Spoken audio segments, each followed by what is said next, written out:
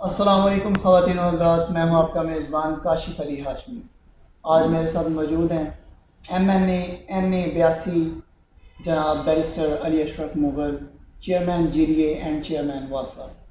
आज हम इनसे बात करते हैं और कई जो है इनकी पॉलिसीज़ और एजेंडाज़ के बारे में जानेंगे। जी सर, अस्सलाम वालेकुम। वालेकुम सलाम। सर पहले तो बहुत शुक्रिया, आपने हमें वक्त दिया। सर मेरा पहला सवाल आपसे ये है कि सियासत में आने की वजह, क्यों सियासत में आया है? थैंक यू वेरी मच कि आपने मुझे मौका दिया आपसे बात करने का। सबसे पहली वजह तो देखें, हम अपने ड्राइंग रूम्स में बैठ के मुख्तलिफ़ जगहों में बैठ के हम सियासत पे बड़ी गुफ्तगू करते हैं। हम कहते हैं जी फ़लाना करप्ट है, फ़लाना ये हो रहा है, मुल्क का निज़ाम ठीक नहीं हो रहा।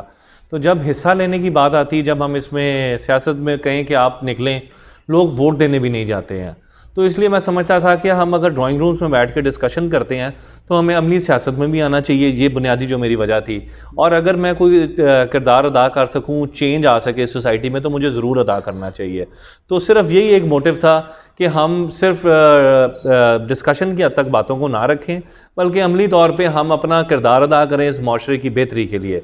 तो यही बुनियादी वजह थी। सर माशाल्लाह, आप नौजवान क़यादत हैं PTI की। यहाँ तक का सियासी सफ़र, आपके साथ इतने टैग्स लगते हैं, बैरिस्टर और चेयरमैन GDA, चेयरमैन वासा, यहाँ तक का सियासी सफ़र आपका कैसा रहा? यकीनी तौर पे सफ़र मंजिल बड़ी मुश्किल और कठिन होती है। कोई भी आप किसी भी काम के बारे में एम कर लें कि मैंने पहुंचना है, और यकीनन ये भी एक बड़ा मुश्किल सफ़र था। मगर मैं समझता हूँ कि बहुत सारे लोगों को मैं समझता हूँ कि मैंने कोशिश की है कि मैं रिलीफ दिलवा सकूँ उनकी आम जिंदगियों में। मैंने कोशिश की है कि कोई फ़र्क डाल सके। तो मैं नहीं समझता कि वो जो सारे जब लोग आके इस बात का वो इज़हार करते हैं कि मेरी वजह से उनकी ज़िंदगी में कोई आसानी आई है, तो मैं समझता हूँ इट पेज़ ऑफ। और मुझे इस बात में बिल्कुल कोई मुश्किल नहीं नज़र आती कि वो सारी जो मुश्किलात या जो वक्त इस काम पे सर्फ हुआ है, वो मेरा ख्याल है कि मेरा पे ऑफ हो जाता है। Sir as a chairman GDA and वासा, आपके क्या एजेंडाज हैं अपने काम के हवाले से? मेरा बहुत सारी बातें हैं। मतलब बेसिक मेरा एजेंडा सिर्फ जो सबसे ज़्यादा वो ये है कि एक तो वन विंडो ऑपरेशन हो जाए, लोगों को टाउट माफिया से जान छूट जाए, नंबर 1 एजेंडा जो है। दूसरा जो मेरा एक और एजेंडा है वो ये है कि किसी तरह हम सारी इस टेक्नोलॉजी को शिफ्ट कर दें। जितनी भी अभी काम हो रहा है ना, इंस्पेक्टर्स पे काम, इंस्पेक्टर्स जाते हैं, जो इंस्पेक्टर्स की एक पूरी रजीम है, इसको हम टेक्नोलॉजी पे शिफ्ट कर दें। तो मेरा प्राइमरी एम ये है, और ऐसा हो जाए कि लोग अपना बिजनेस फ्लरिश करें, लोग अपना काम करें, मगर उनको ये ब्लैक मेलिंग जो है ना ऑफिस की, वो ख़त्म हो जाए। सर मैं भी गुजरांवाला से बिलोंग करता हूँ। हमें लोग कुछ ताना देते हैं गंदगी के हवाले से, जी। सेवरेज का निज़ाम के हवाले से, और कहते हैं जी बड़ा गंदा शहर है। जैसे 2019 की हमने एयर क्वालिटी इंडेक्स की रिपोर्ट भी देखी, द वर्ल्ड थर्ड जो है ना वो मोस्ट पोल्यूटेड सिटी थी गुजरांवाला। अब बिलाशुबा बेहतरी आ रही है, लेकिन मज़ीद आपके ख्याल से कब गुजरांवाला से गंदगी ख़त्म होगी? पहली बात तो ये है कि मेरा ख्याल है कि आप अगर 2018 के बाद का और पहले का मुवाजना करें तो काफ़ी सारा फ़र्क पड़ा है। इसमें चीफ मिनिस्टर उस्मान बुज़दार साहब ने 50 करोड़ रुपए की हालिया दिनों में मशीनरी इंडक्ट की गई है, जो सिर्फ वेस्ट मैनेजमेंट की है। तो पहली बात तो ये है कि आपने अगर लास्ट आप ईद का अगर आपको याद हो, तो ईद पे बड़ा बेहतर निज़ाम था। लोगों ने बड़ा अप्रिशिएट किया कि ना आलाइशों के हवाले से, ना मानसून गुजरा है तो पानी के हवाले से बहुत बेहतर था पहले से। मैं मानता हूँ कि यकीनी तौर पे 100% नहीं था, मगर सफाई के हवाले से, सीवरेज के हवाले से बड़ा बेहतर इस दफ़ा सारा टन्योर गुजरा है, मानसून हो जाए या ईद गुजरी है। तो इसलिए बेहतरी ज़रूर आ रही है। बाकी आपका जो दूसरा सवाल था कि AQI के हवाले से, एयर क्वालिटी इंडेक्स के हवाले से, उसके हवाले से एक मेरे जो भाई हैं जो प्रेसिडेंट चैम्बर भी हैं, वो उसके हवाले से हम एक ये काम कर रहे हैं कि हम इंडस्ट्रियल स्टेट को बाहर, नई इंडस्ट्रियल स्टेट्स का इनकाद कर रहे हैं और बाहर लेके जा रहे हैं। इससे होगा ये कि जो इंडस्ट्री शहर के अंदर लगी हुई है, आज से 20 साल पहले लोग शहरों के सबर्ब्स में आए थे, उन्होंने अपनी फैक्ट्रियाँ लगाई, मगर अल्टीमेटली लोगों ने उनके पास रहायशें बनानी शुरू कर दी, पॉपुलेशन इंक्रीज़ हुई और लोगों को वो परेशान है।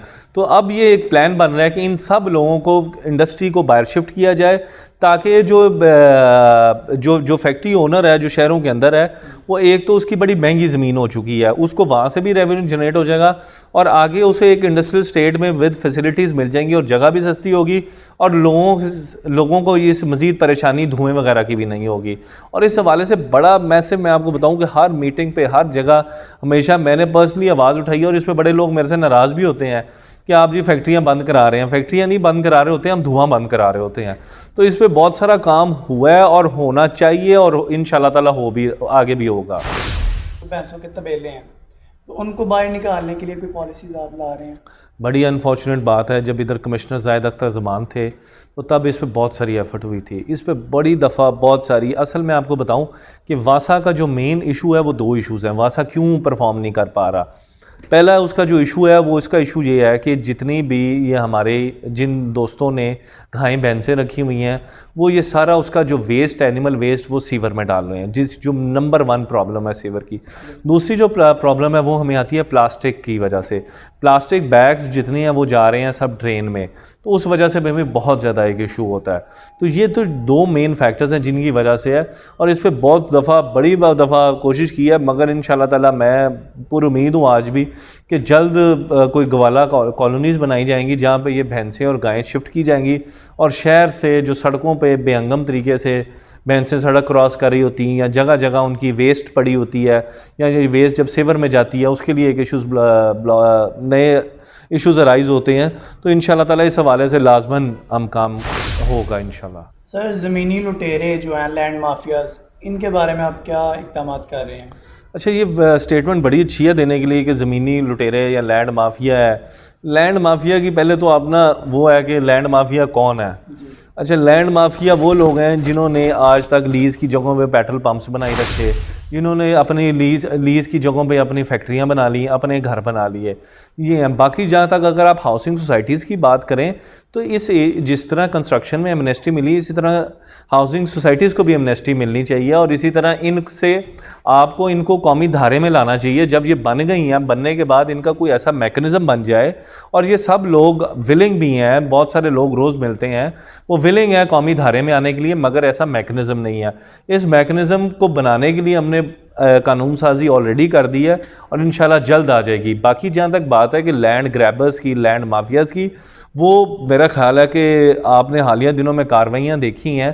पीटीआई की government is dealing with them very strictly, तो इंशाल्लाह आगे भी होती रहेंगे। सिटी हाउसिंग में अगर तो मेरा एक मरला भी मलकियत है तो मैं वाकई जुर्मदार होना चाहिए। अगर मेरी मलकियत नहीं है, एक मरले की भी मलकियत, वो तो एकड़ों हज़ारों एकड़ों में बनी है, मैं एकड़ों हज़ारों की बात नहीं कर रहा, एक मरला भी मेरी मलकियत अगर निकल है वहाँ पे तो मैं वाकई उधर कसूरवार हूँ। अगर मेरी मलकियत नहीं है तो फिर उन्हें शर्म आनी चाहिए जो ये बात करते हैं।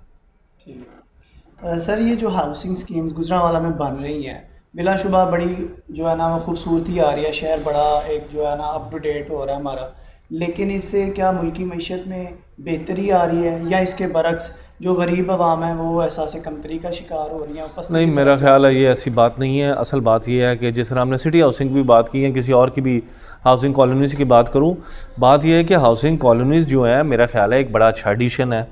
उसकी वजह से लोगों को अच्छी सहूलियात मिलती हैं, म्यारी सड़कें मिलती हैं, अच्छी मसाजिद मिलती हैं, अच्छी रोड वर्क्स मिलते हैं, लाइट्स मिलते हैं सारी में।